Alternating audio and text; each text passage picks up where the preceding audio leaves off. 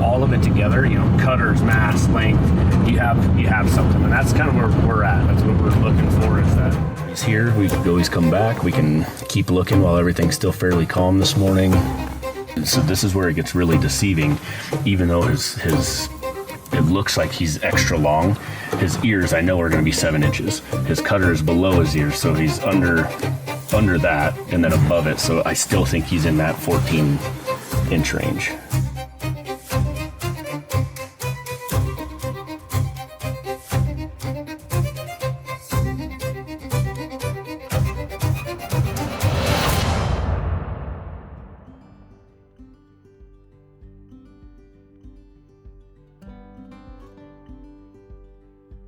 My name is Kyle Hanson. I work with Outdoors International as a full-time senior hunting consultant. Patrick Ginder from Casper, Wyoming. I'm the owner of Addie's Hunting. It's located out of Central Wyoming. But I do remember my very first big game kill. Yeah, actually that I could take you to the exact tree that I was standing by. Out at my grandpa's farm, it's a whitetail doe. Growing up in Casper, Wyoming, my dad being a taxidermist, I was thrusted into the hunting industry at such a young age.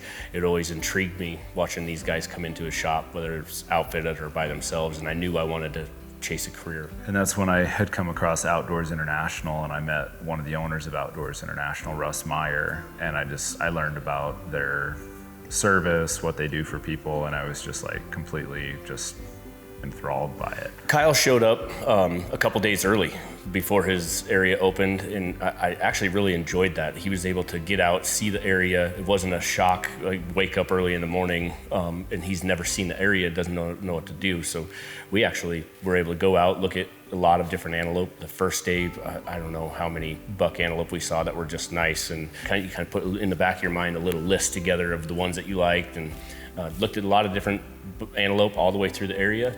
The opener was Saturday, and so got out here, we spent some time scouting. Right away we found some awesome bucks, and so we went out for a full day scouting, checked out all the main areas that we wanted to hone in on, took a lot of pictures, video of what we might call target bucks, just bucks we wanted to try to relocate, and more than anything, try to get a feel for what we should be looking for. I learned right away that the area has pretty fantastic potential. So many animals, it's actually like overwhelming how many animals there are. Waking up the day of, it's different for me. Time to focus, get my head in the game, it's pressure, but very excited also. With him showing up and scouting, kind of put this whole game plan of where we wanted to start and make this loop, because we had what antelope we were actually gonna go try to find. We took off pretty decent time in the morning. Right off the bat, we found a really nice antelope, and Kyle ended up holding off. It was first hour of the first day and held off, and we ended up getting 350 yards to another really nice, beautiful buck. And that's the best part of that scouting beforehand. We know there's going to be other options, and him being very selective on the type of animal he wanted, not just size, but maturity and all of it. It needed to be perfect for him. My gut was telling me on that this is a great buck. Any hunt I'd ever been on before, this buck would make Kyle really, really happy. This hunt in particular was special. And so I just had this reluctance, and I wanted to hold back.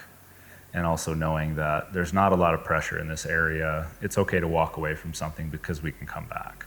I was already thinking in my head, yep, you made the right decision. But then all of a sudden, another really good buck pops up. But we didn't get a good look at the second one right away because he was behind a hill. He was in a weird spot and kind of corner of the truck. I backed the truck up. I saw that he was a nice buck, and we needed to get a closer look. So made a quick game plan, utilizing what little terrain is out there. Pushed in, snuck, I think it was 350 yards or somewhere right in there, and peeked our heads up, and he was right there. It was a perfect stock. And we actually thought he was one of the target bucks from yesterday, the biggest target buck from yesterday. And so I was really stoked. I was like, okay, we made the right decision.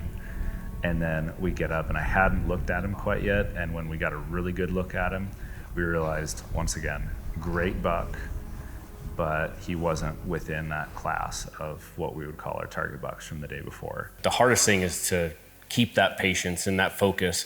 Always remember that the animals are most active in the mornings and the evenings. That afternoon time, they're going to go find these little holes, they'll bed down. It's not going to be as visual as it can be at different times. Be patient. The heat waves, they always die down, and things are starting to bed up. So just be patient. Stuff starts to come back out. They were here before, they're still here, we just can't see them right now. You might question yourself, like, we passed on some pretty darn good bucks this morning. Should we have done that? I know it's day one, but gosh, what if somebody else goes and gets them? We had just passed a small camp, and one of the hunters that we saw a few minutes after may have been on their way back to that camp, or they might have been antelope hunting as well. Right after we had passed that camp, we saw a couple of bucks, and one of them I really liked. When we found Kyle's antelope, I'm driving, and we had looked at a whole bunch of antelope up to this point, and we knew he was very mature antelope, and he was very unique. And Kyle looks at me and goes, "Ooh, I like him." That's right when Patrick picked up on, oh, Kyle really likes this buck. Okay, so what do we do? Well, what are we gonna do? There's a truck coming at us. I was like, "Oh, you really like him." So it was funny to me, like, "Oh, this is gonna happen." The next priorities of work at that point were getting out and getting set up in a reasonable amount of time before the buck left. The buck was 230 yards and walking perpendicularly to us, kind of on a ridge. And so I knew I need to get out, I need to get the gun set up, I need to get a range, I need to check my drop. Not a super far shot, but still, go through the normal shot process. And having done it so many times before, I didn't have to remember a checklist, I just did it. The gun, myself, we're in a good position in the prone, rear bag, bipod, it's like very solid. This is gonna happen. As soon as you said, yep, I got him, I'm on him, filming, the buck started walking, or it was walking still at that point, and then I just whispered to Pat, "Hey, can you stop him?" And it was just stopped and executed. All right, I am on him. Whenever you're ready. Can you stop him?